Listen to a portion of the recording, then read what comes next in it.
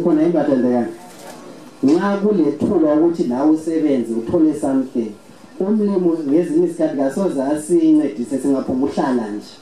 Mlima ngilalutho. Uyakwazi ukufuya imbuzi kodwa uhlezi.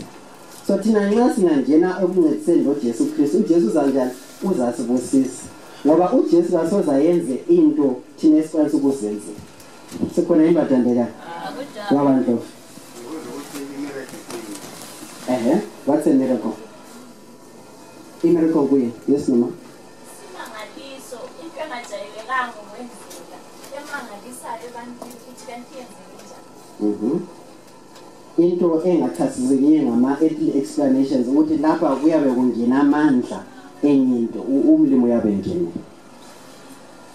Okungenza ngibuze ukuthi kule role yomuntu ongumKristu esemsebenzini kaKristu noma ngabafundisi noma kuyini. Kodwa ezilong usemsebenzini kaNkulunkulu. Usebenzayo emsebenzini kaNkulunkulu ukunyelekile bani. Ngenxa yokuthi ngiyananzelela ukuthi kathesi mhlawumbe kuze nezinsuku ngeni kulesi sikhathi kungaba lento esidingakala eyindingeko empilweni yomuntu ngeni uyagula. Kumbeni wenzayo kuthiwa khona siqale senze njani sikhuleke kodwa ngathi uyakhangela i-directive kaNkulunkulu emuntwini kaNkulunkulu uNkulunkulu efuna ukuzisebenzela ngalowo muntu ngize ngikhumbule igama likaJesu elithi nxa ubaba engasebenzi lami angisebenzi kodwa nxa uthi ubaba uyasebenza lami ngiyasebenza so kukhona ukudetermine okunye so ngibuza ngisithi bona imiracle kuyini ngibuzela ngisekuthenini umsebenzi kaNkulunkulu ku-role yomuntu vele kuyini nge-directive kaNkulunkulu ufika uthi khona ngegama likaJesu sukuma uhambe ngokuthi uyalungisela kumbeni ngenxa yokuthi kukuwe ngendlela enaleyo uPeter akwenzayo namhlanje kungathiwa khona bakwenze namhla amaKristu bangakwenza belungisela uPeter yini ingozi yangikhona engiyibonayo kuyafana labafana bakaSkivu uHigh-Priest balungisela uPaul bagcina benziwe ndidimondo lelo bachaywa sika ngenxa yokuthi bathi uPaul bayamazi uJesu nalo siyamazi lina lingobani i-identity sokusithi relationship yakho noNkulunkulu emsebenzini wemiracle okufanele ithathe isikulu. Amen. Siyabonga kakhulu. So ama-miracles lawo njengoba nangikhulume ekuqaliseni amandla nakabani nakamlimo. Singakela ukuba le-relationship lomlimo njengoba nuba uNdlovu esekhulumile. Kumele sicommunicate nomlimo ukuthi lapha mlimo ngenziwa. uJesu Kristu uthi yena mina amabala engiwakhulumayo asomazwi ami. Sibona yini? Amabala ayikhulunywa nguJesu Kristu wayenikwa ngokwawo. So kufuneka ukuthi sibe ne-close relationship noJesu Kristu. Uthi lo muntu sizamkhulekela simthiye njalo kumbe umlimo uzasinika ukuthi hayi wena mtshele anjani aphakame asihambele ngezinyawo zakhe. So nxa ngela relationship yona leyo amadimoni asasichaya. Nisifamshana. Kunjalo eyonda lapho sibile ukuthi isenzo esayenziwayo nguPeter asosakhe sikaNkulunkulu. Yes. Kodwa uPeter wasetshenziswa uNkulunkulu ukwenza isizwe kaNkulunkulu. So kumele simbone uNkulunkulu kuPeter athi kuPeter. Uhlupho esathi kanengi ke ukanyela umuntu enzile isenzo sicanga ukuthi nguye okuyenzileyo sesinika yena amandla ngodumo kepha hathi uNkulunkulu okwenzayo ngokuya. So ngivumela ukuba uNdlovu lapha ukhulumayo ukuthi isenzo esiyenziwa nguPeter kube esenziwa nguKristu kumele sibonge uNkulunkulu sithengise uNkulunkulu mathupha athi yena umnikazi lo okuyenzayo. Okay. Siyabonga kakhulu. This is level lesesiyedlula phambili. I think futhi okunye okuqhakathekile ukuthi abantu abaningi athesi bekhulekile ukubona uJesu nokusindisa kwakhe lamandla akhe bagijimela izibonakaliso zenalezi. Abanye abantu bayaphuma sibi ngenxa ukuthi umuntu uyagula aphume entandweni kaMlimi ngenxa ukuthi udinga izimanga. So I think izimanga kumele zibuye sesilokudlelana nokaJesu kuqala kumele sidinge umbuso kaNkulunkulu lokulunga kwakhe. Then lokho kunye nxa uNkulunkulu efuna ukuselapha esinika imali asenzele okunye bese kubuya ngoba kuyizibuso kodwa sesilokudlelana nokaJesu. Ngisaba ukuthi abantu abaningi bayaphuma begidi bekeza kuthiwa kulomuntu osumisa abantu emavutsheni abanye bayizikhofu sebebona abantu bathathwe ithuli lamadube kanti ke ungabona nxa ungabona ungasasindiswa kuzakunceda ngani uzasukuma kuwheelchair but ungatholi usindiso leqiniso likaJesu asozokunceda. So I think oqala kumele sidinge udlelano lukaJesu lokulunga kwakhe nxa esisisilisa izimanga bese zilandela. Siyabonga kakhulu. Kunembali kaDorcas ukufa lokuvuswa kwakhe. Ku-Book of Acts ukhona yini ongasanarize? Tabitha and Dorcas. Tabitha and Dorcas. Ngomuntu eyiwa. Alright, sizabuya kuni sisilotho ngaselo omunye volunteer. Ukhona yini ongavolunteer? Noma ufuna volunteer? Kodwa okwenzakalayo ukuthi ngesikhathi saboPetro ukhona umama okwakuthiwa nguThabitha wayesiza abafelokazi bezintandana nje labo bonke ababeswela wasekusenzakala ukuthi khona wabeseswelakala wafa nje abantu baleso sigaba nje uthi khona apha emalokha umama oyi-1 sikwazi ukuthi intandane zidla khona abafelwayo bahamba bewudla khona ngoba bengela abazala nje wathi sefile bonke bahamba ukuyakhala ukuthi nangu sefile manje siyasela sisizwa ngubani basebesiza ukuthi uPetro ukhona eduze basebembiza uPetro ukuthi abuye ezobasiza uPetro wabesefika wabesemvusa wabesevuka futhi waphila so uyisimanga esenzwa nguJesu ngoPetro. Siyabonga ibandla lethu.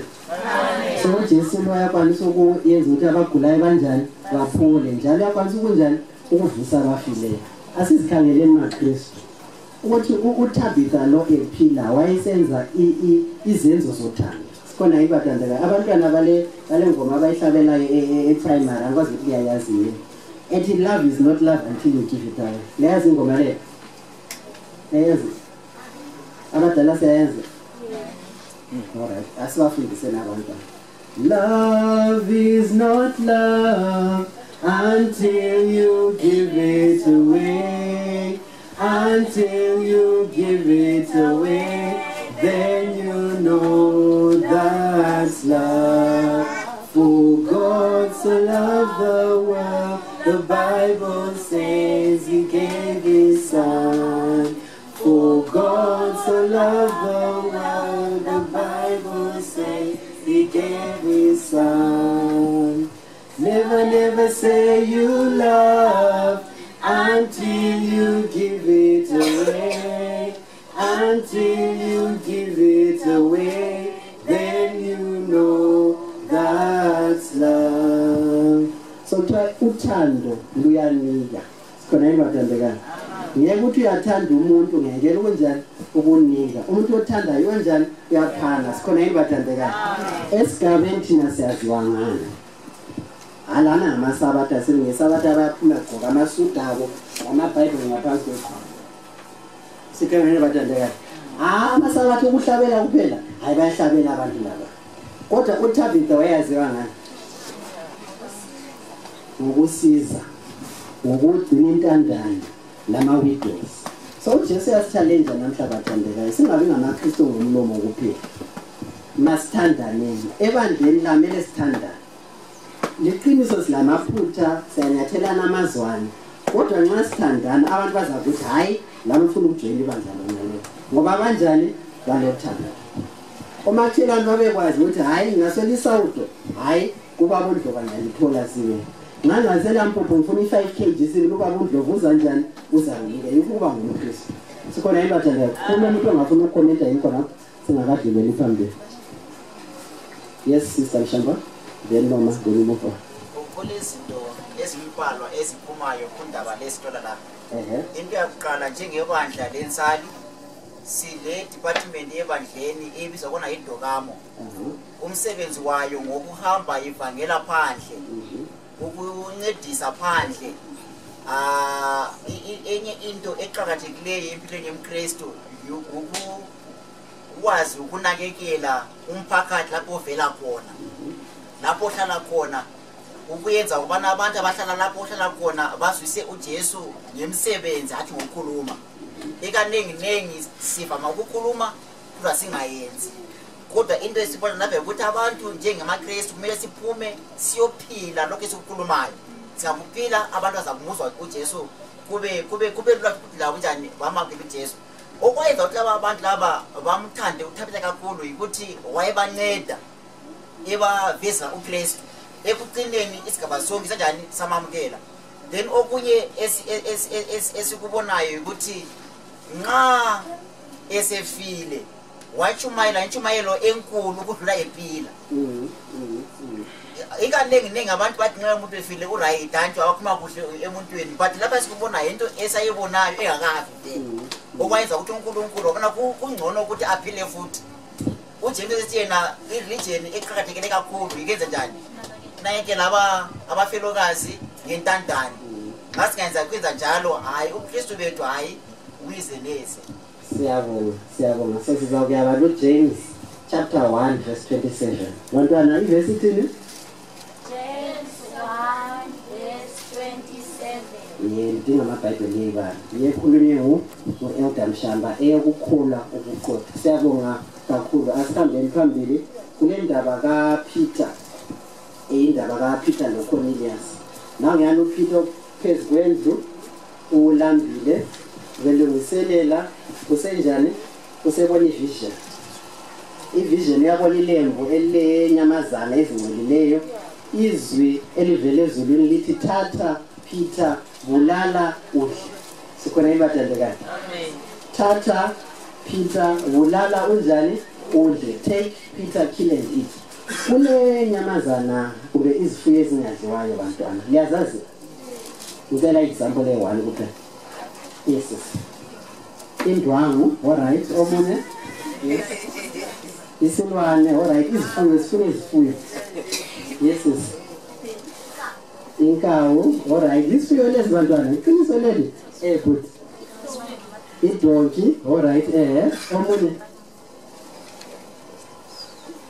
umvundla iqiniso badala kule one esiyaziyo very common very common yes isimsha ingulube ihotch sibona ibathandekayo amen right so ngalibona ukwazi inyama ezidliwayo lezingadliwayo sizakhangela Leviticus chapter 11 ngangaphambanisana but asoze siba Leviticus 11 sizakuyabala inyama ezivunyelwayo ukudliwa lezingadliwayo zikhona ku Leviticus chapter 11 nangoPetro Acts chapter 10 ubona ilembu elehlikayo lilemvundla lilehothi edonki indwangu wonke ukhona khona and umlimi uthi thatha Peter bulala unjani udle uPeter bese sithi hayi hathi ulimi mina ngizake ngidle into enjani engcolileyo sikhona ibathandekayo amen nokwenzakala kangaki kathathu ikhethe yasihamba kwase kufika abanye abazalwane besithi Peter sithunywe nguCornelius ukuthi wena ubuye njani uzosithumayeza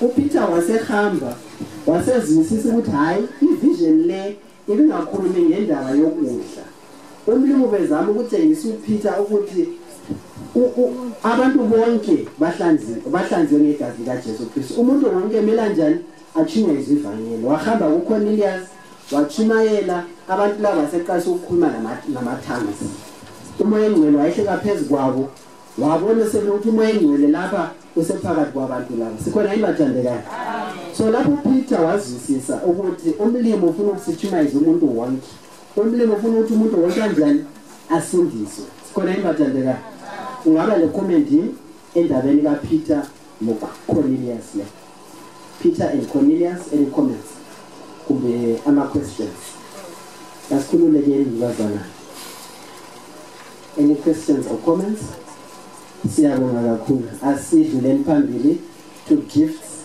of the spirit abendlu kaCornelius laba bakhuluma ngama-tongues ama-spiritual gifts izipho zikamoya engcwele kuhlanganisela ama-tongues wona la indaba umoya engcwele wakhetha ukuthi abantu laba abendlu kaCornelius bakhuluma ngama-tongues kwayenzelwani khona Mrs. Love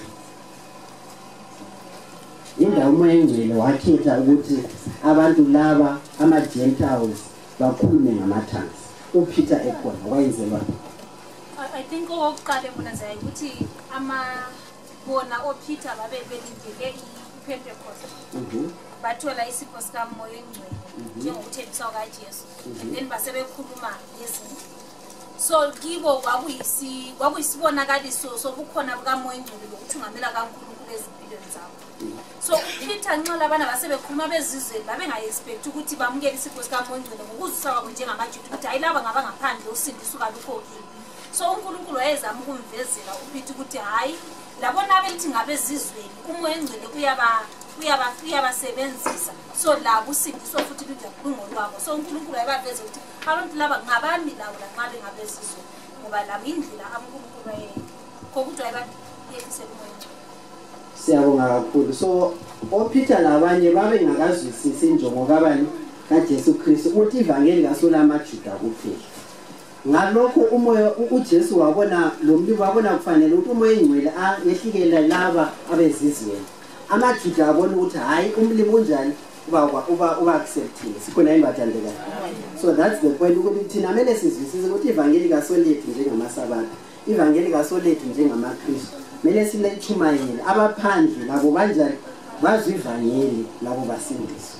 So njengamaKristu umoya engcwele uyasinika izipho uthi lathi sinjani siphume phandle sichumayele ivangeli. Nxa isipho sakho sizakwenza ukuthi uziphakamise uzakuwa ulahla.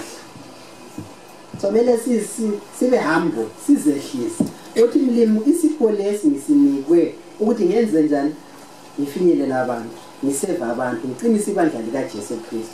Sonke singabazalwane sonke mele sincedisane ukuthi sikhule njani ekukholweni kwethu. Ngiyabonga lelo thuba ngizanika ku Ndlovula uzasincedisa ngelast part elese. Ngiyabonga.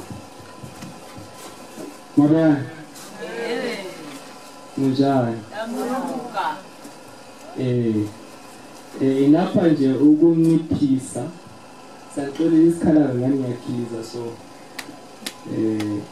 ngizafuna sindebe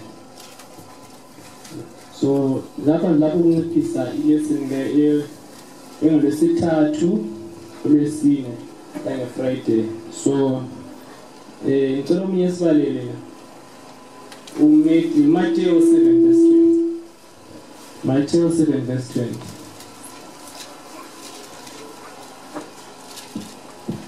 So lapho umyesa sivulela lapha sibona lapho kuthiwa the church in Antioch lapho laba ababe baleyele ukujeziswa ukuba bakhole igameni likaJesu Kristu lapho babesiya khona behamba besichumayela ngoJesu Kristu njalo ukuchumayela kwabo khona lokhu kwenza ichurch ikhule njalo uqeda lapho besizwa lokho amapostoli ayesele eJerusalem wathumezela umhloli ukuthi ezokhangela ukuthi kathi kwenzakala eAntioch and then siyabona ukuthi lapho eAntioch kwaqasa khona ukubizwa abantu kuthiwa amaKristu ibizo leli Kristu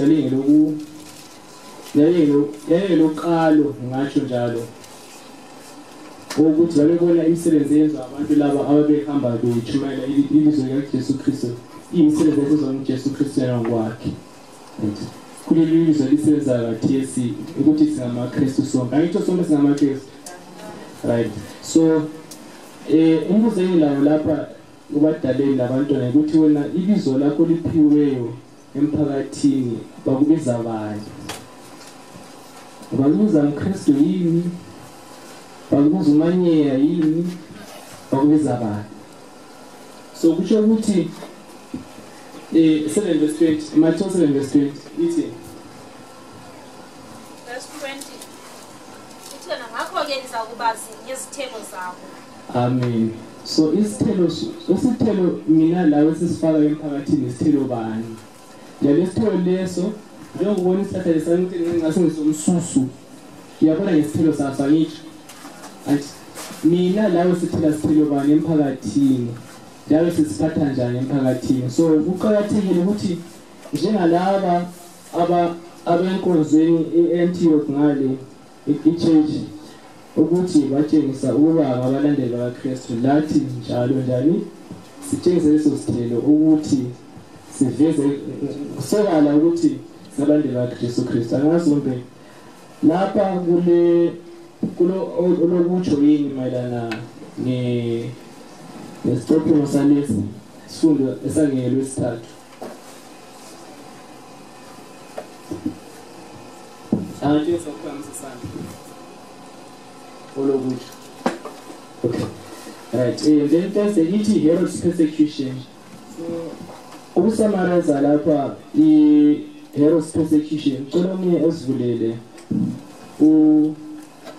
John 16:1 Right, so lapha sibona ukuthi uHerod wathatha umfowabo lapha okaphuthathwa nguJames kanjani wambulala wasithatha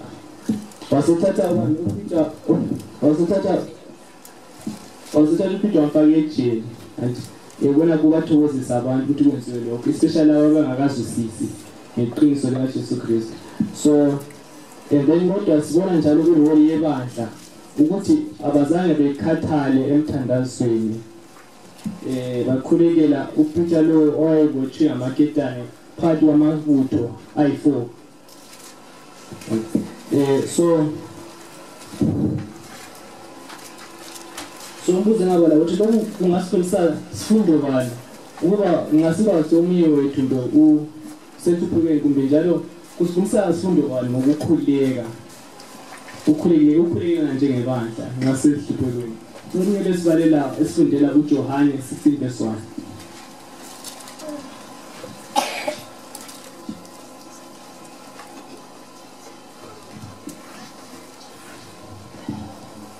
Ngilitshela konke lokhu ukuba lingakhubeki. Amen. So why by khethu sibali ukuthi ekuhambeni kwethu ngoJesu Kristu umunye sengakhubeka ukuba hey nxa ulandela uJesu Kristu kunje so ngilingwa kangaka manje kusale nxa kunje so ngoba isikhathi esiningi siyahlana lokuchiyana okusikhubayo ngoba silandela iqiniso. So ngazi kuno olokutsho mayelana nesifundo lesi about ukuhlunyezwa kwamaKristu nguHerod njalo ngokukhuluma nje ukusobala ukuba singaba le attitude bani ngasihlukunyezwa ngoba silandela uJesu Kristu. Sisonke bani